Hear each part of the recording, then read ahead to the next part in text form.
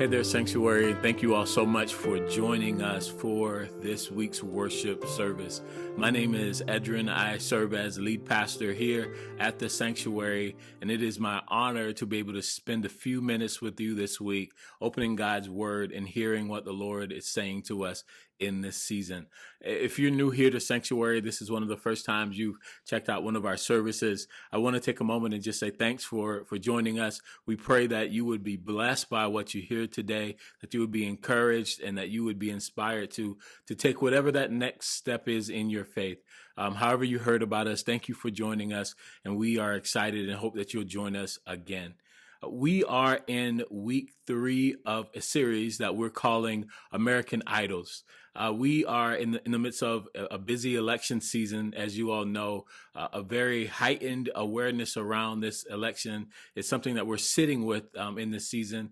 And so we thought it would be helpful for us as followers of Jesus who are not isolated from the world, but who follow Jesus into the world. We thought it would be helpful to take on a couple different topics that are meaningful in the midst of this election season and ask the question, what does this mean for me as a follower of Jesus? We've talked in week 1, Pastor Rose talked to us about the idea of individualism and the effect that it has on our lives and the lives of those around us.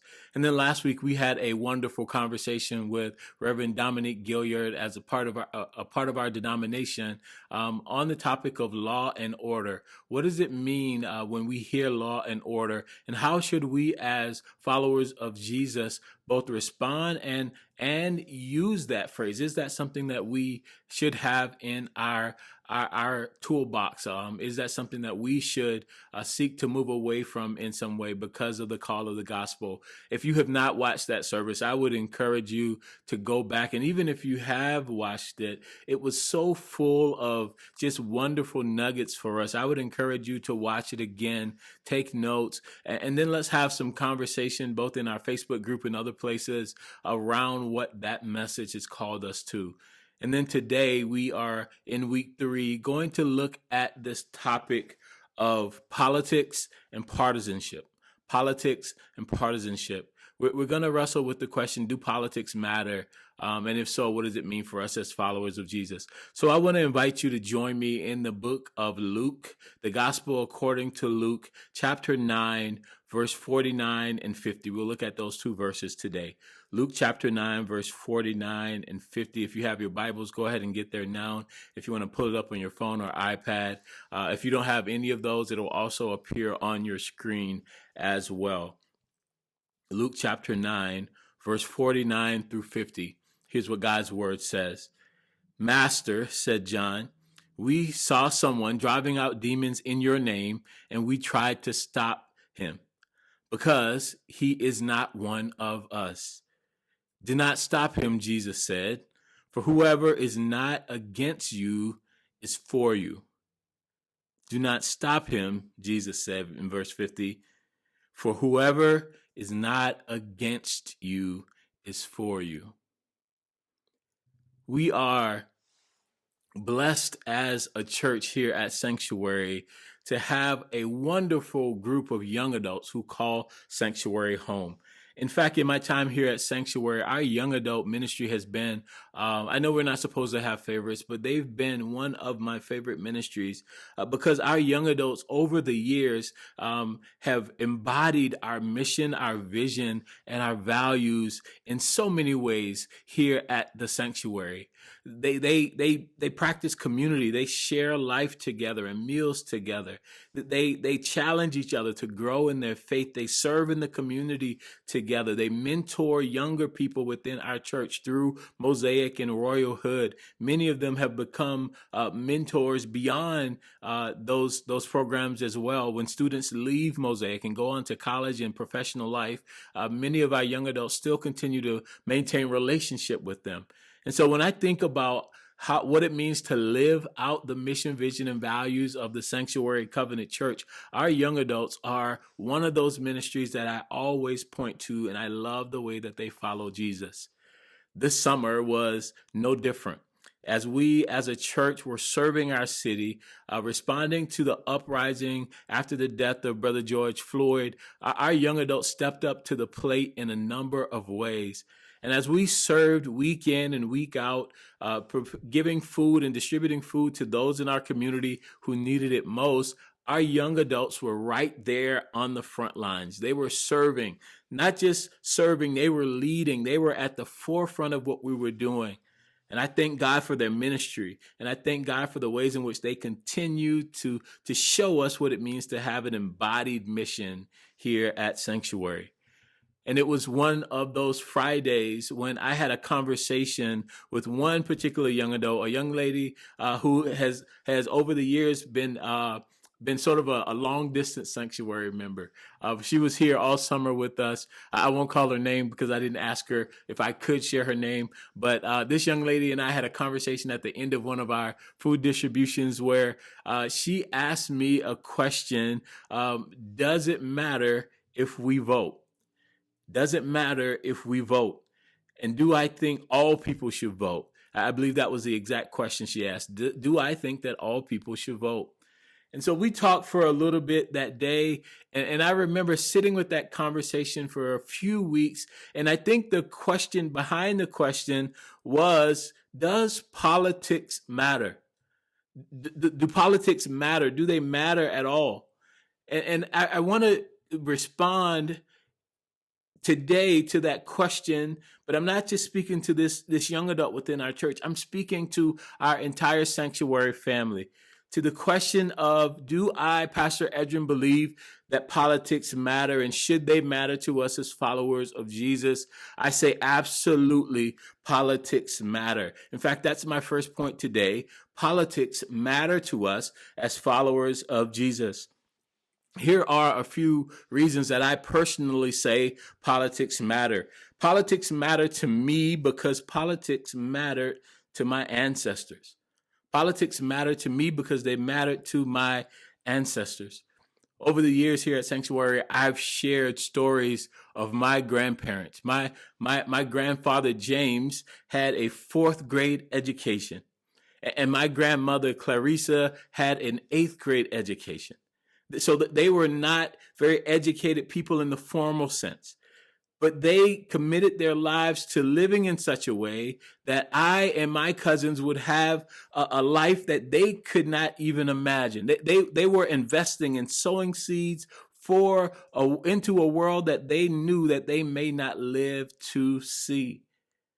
And I can remember my grandfather with that 4th grade education and my grandmother with that 8th grade education. I remember them dressing up, putting on their Sunday best, the best that they had, and taking us with them to the polling place to cast their vote. I remember that as if it was yesterday. And I remember the looks that they got from other people, wondering why they were so dressed up. Politics mattered to them and many others like them because they knew it meant that they could speak for themselves. It was a part of agency. It was a part of saying, I speak for myself and I am investing in a future that I may not see. My ancestors, and many like them, lost their lives fighting to gain the right to vote. They were willing to withstand humiliation and violence, the threat of death, and even many lost their lives knowing that they were investing in a future they may not even see themselves. And so for them, politics absolutely mattered. And because of that, politics absolutely matters to me. Politics also matters to me because politics touches nearly every aspect of my life and the lives of those that I love. When I think about politics, I'm not thinking about people playing games in Senate hearings and people posturing at political rallies. I'm thinking about the decisions that are impacted by the men and women who go to the state house and to the nation's capital on our behalf. The decisions about where highways goes and where those how those highways are maintained, those are political decisions. Decisions about how schools are funded and how schools are otherwise supported. Those are political decisions. Decisions about policing and public safety and accountability for those police. Those are political decisions. Decisions about where a library goes and where a park goes and where a convenience store goes and the kind of businesses that are allowed to function in our communities. Those are political decisions. Decisions about even who gets to vote, and decisions about how those votes happen, how they occur, and how they are processed. All those are political decisions. And so politics matter to me because politics touches every single aspect of my life and the lives of those I love the most. But politics matter also because they are a practical, straightforward way for me to love my neighbor. Jesus says when he was asked by someone in the New Testament, what is the greatest command? Jesus says this: love the Lord your God with all your heart, with all your soul, and with all your mind. And then he goes on to say, love your neighbor as yourself. And so, brothers and sisters, politics matter because we have a call, a basic responsibility to work for the well-being of our neighbors in the very same way we would work for our own well-being. Politics matter to me because it allows me to influence the future that my daughters have, but it also allows me to preserve a profitable future, a meaningful future, a healthy and happy future for other kids in our community. My family was blessed last year in 2019 to move into North Minneapolis. It was something that I've been praying for many, many years, and the opportunity presented itself, and we have been blessed to not only serve in North Minneapolis. I've served here for almost 15 years, but now we've lived in the community for a few years, and it has fundamentally shifted my experience of what it means to pastor in North Minneapolis. And as we moved into our community back in 2019, Shaniqua and I began to slowly try to get to know our neighbors just by acknowledging them as they walk by. And there are a number of young Black kids who live just a few houses down from us. And they're always out riding the bikes, walking the dogs, riding hoverboards, doing other things. And we're careful to say hello and speak every single time they pass by, because we want them to know that we are neighbors who are looking out for them and want to get to know them and want to make sure that they're doing well in the same way our kids are doing well. And when I step into the voting booth, I'm voting not just so that my daughters will be okay, but so that those kids down the street will also be okay. I'm voting to protect my daughter's life, but also their lives as well. And politics is a tangible, practical, straightforward way for me to love my neighbor. The last thing I'll say about why politics matter to me, they matter to me because activism that is divorced from political engagement is gravely incomplete. Activism that is separated from political engagement is incomplete. We watched over these last several months as our city and many cities around the country and even many cities around the world responded to the terrible death of our brother George Floyd. And we saw civil unrest pop up in our own city right here around us, all parts of the city, all across the country and other places. And it was a beautiful thing to see so many people engaging in political activism. It was a moment where, for me as someone who studied history, it reminded me of the 60s when we said enough was enough, and we took it to the streets every time we had the opportunity. Led by Dr. King and Stokely Carmichael and others, there was this history of protest that was repeated here before our very eyes this summer. But data shows us that a significant portion of those folks who protested may still yet choose not to vote. Many of the people who were most active in marches may still choose not to vote. And I want to encourage you, if that's you, if you're sitting on that fence wondering, does my political engagement matter? Does politics matter? Is that a part of protest as well? I want to tell you that it absolutely is a part of the fight that we're called to fight. Many of the great social changes that we are trying to bring about will be and can be addressed in large part through a groundswell of people who are fed up with the status quo and who choose to engage in the political process, not just voting, but voting and also getting engaged, doing more, not just every 4 years, but every single day, figuring out what does it mean to be engaged politically. When we neglect to engage in the political process, we are working against our own best interests. And to march while choosing not to vote is like essentially going for a walk. If you march, but you don't vote, your work is incomplete. Mass protests without large-scale political engagement leaves us and those who we are committed to vulnerable and unprotected. This became very clear for us in the last several weeks as our nation mourned the loss of Supreme Court Justice Ruth Bader Ginsburg.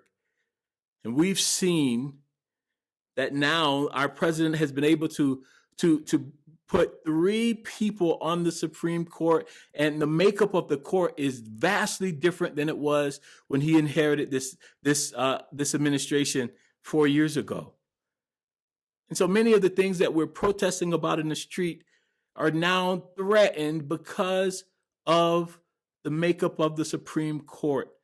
And I want to encourage us to see the ways in which politics and political engagement absolutely should matter to us as followers of Jesus who are called to love one another and called to love our neighbor and seek the flourishing of our cities.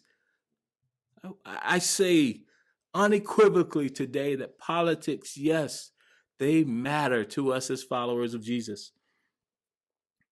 But even as I say politics matter, I want to say to you in the same breath that partisanship kills. Politics matter, but partisanship kills. Many people have been raised to believe that good, God-loving, Bible-believing Christians don't do politics. But I think what they're responding to is the intense partisanship that we see in our nation. With words like, they say with their words, can Christians actually engage politics? When I often think what people are really asking is, how in the world can Christians really be so partisan? How could we be so connected to one of the 2 political parties in such a way that we don't allow ourselves to follow Jesus in the way that we're called to? You may be asking, what is partisanship? Partisanship is this operating assumption that says all the matters of brokenness and all the things that are wrong with our nation reside with the other party, and all of the cures and all of the answers and all the fixes to what's broken in our world resides with your party of choice. Partisanship says that God is with us and God is against those other guys. Partisanship says that it's a matter of life and death, not to only win when it relates to issues and ideology, but partisanship says it is necessary to annihilate the other side. And a key part of that is to dehumanize them. There's no way God could be with them, right? Politics matter. They're a real means of loving our neighbor in the name of Jesus. But political partisanship, this us versus them identity, it's killing us. It is destroying our witness in the world. You may be asking, how do I know if I've drifted from simply being politically engaged into partisanship? Here's 3 signs that you've moved from politics into partisanship. Sign number one is that you demand uncritical allegiance to one political party or ideology. You demand uncritical allegiance to one political party or one political ideology. You do not even allow yourself or anyone around you to consider that they might be wrong on this issue. When you get in that place, you have fallen victim to partisanship. The second sign that you've moved from partisanship, from politics into partisanship, is even advances and victories that would help you and your neighbor and help further the cause that you champion. You downplay or belittle or ignore those if they originated with the other side. There is no room and no grace to say they did this well, at least, because you are so bent on destroying the other side that you can't even acknowledge any goodness, any allegiance, any common ground with the other side. The third sign that you've moved from politics into partisanship is that you begin to see one's salvation as more correlated to their political affiliation than to their faith in Jesus as Savior and Lord. You begin to think things like, there's no way that person could be a Christian because they supported that candidate. And there's no way that candidate could be a Christian because ... Brothers and sisters, that is dangerous ground. And I want to encourage us that we are not the ticket takers when it comes to the kingdom of God. It is not our job to determine who is in and out. But that is the danger of partisanship. It makes us live in ways that we were never intended by God to live. Hear me when I say this today, Sanctuary, just a few days ahead of this election. And I know that this year will be very difficult yet in the months and weeks to come, because this won't just end on Tuesday. The partisanship will continue. But I want to say to us that politics matter, but the partisanship, it kills. It's destroying our witness in the world, and it's making us the very thing that we're seeking to undo. You know, if you've been here at Sanctuary for a while, I try to remind us as a church family that if we are following Jesus seriously, at points we will run out of step with both political parties. That there'll be moments of major disappointments and disagreement with both parties, and neither party has this claim on being the Christian party. That's a false idea that either of the two major political parties is the Christian party. Now, that doesn't mean that we ignore politics and that we should stay out of it. And it definitely doesn't mean that we should bend our faith to fit one party or the other for the sake of winning power. If we have to give up the ways of Jesus to attain power, friends, we have lost far more than we can ever imagine. What does it profit us to gain the whole world and lose our soul?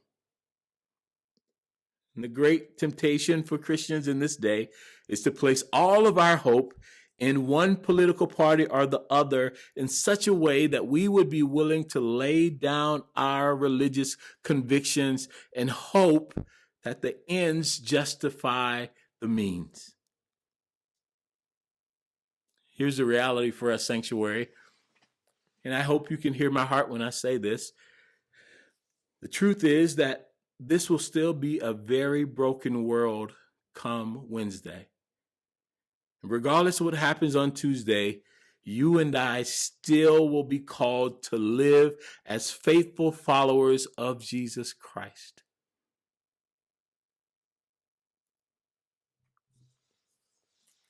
And if that's so, if that's true, then I believe Jesus is calling us today to something more than that us and them dichotomy that is tripping up so many of our other Christian brothers and sisters. I am saying this, Sanctuary, as your under shepherd, as one that God has called to lead this congregation. I'm calling us to look beyond this us and them dichotomy And in the text that I read earlier, Luke chapter 9, Jesus gives us some guidance on what that might look like. He says, Luke chapter 9, verse 49 and 50, the text says, Master, said John, one of his followers, says, Jesus, we saw someone driving out demons in your name, and we tried to stop him, listen to this, because he is not one of us. John comes to Jesus as they were making their way around the area, healing and delivering and talking about the kingdom of God. John comes to Jesus and said, Jesus, I did a good thing. There was this guy who was driving out demons in your name, and I shut the whole thing down because he was not one of us. He didn't have the proper credentials. He had not gone the same route that we went to get here. He was not with us at the orientation. Jesus, I shut it down because he was not one of us. And Jesus responds, and oh, I wish I could see Jesus's face when he responded. Jesus responds in verse 50, do not stop him. For whoever is not against you is for you. Do not stop him, Jesus said, for whoever is not against you is for you. John and the other disciples had neglected to see God's good work that day. That they had neglected to celebrate that someone who had just days ago been demon possessed was now healed.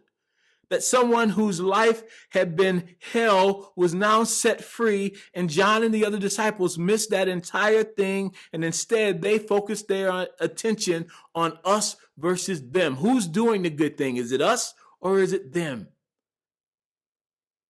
What mattered to the person that was healed was that they had been set free.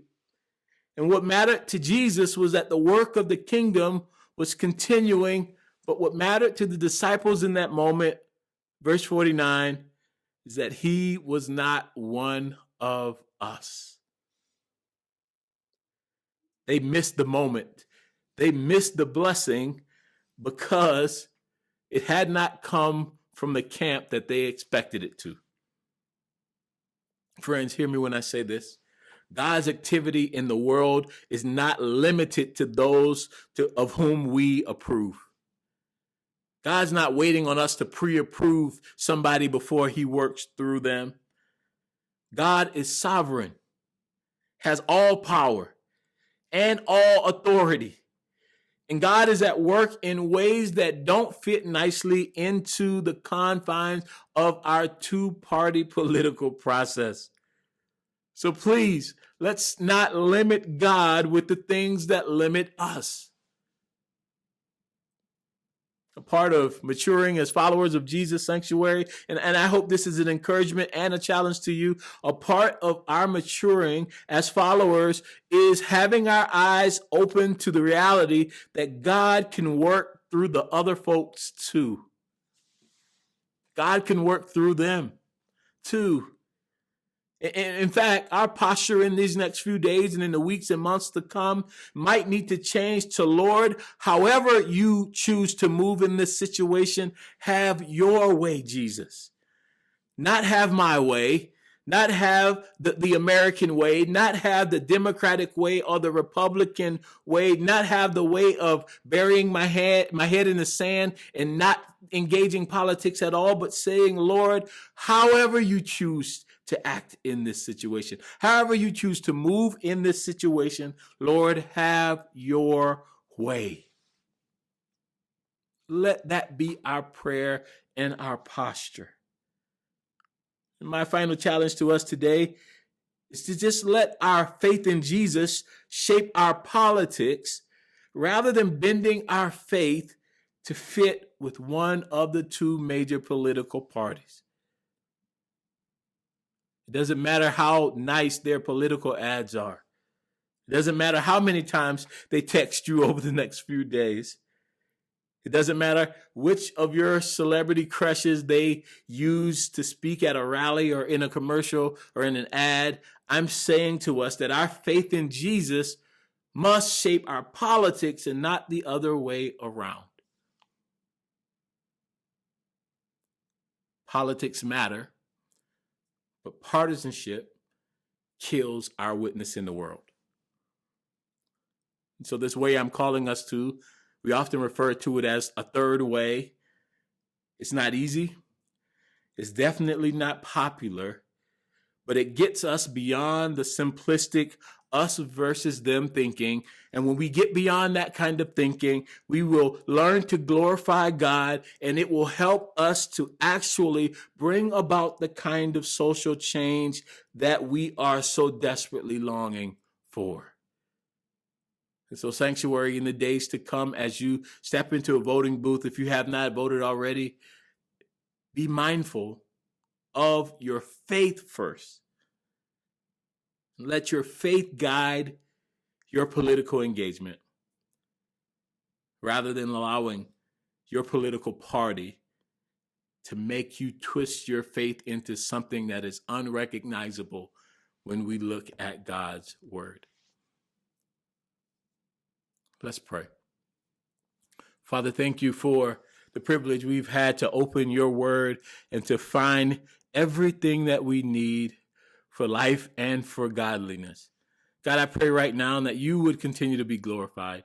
I pray, Lord, that you would, in these days to come, as we move towards this election, that you would open our eyes to the ways in which you are not bound by the things that bind us, that you are not limited by the confines of American politics, that you are far greater.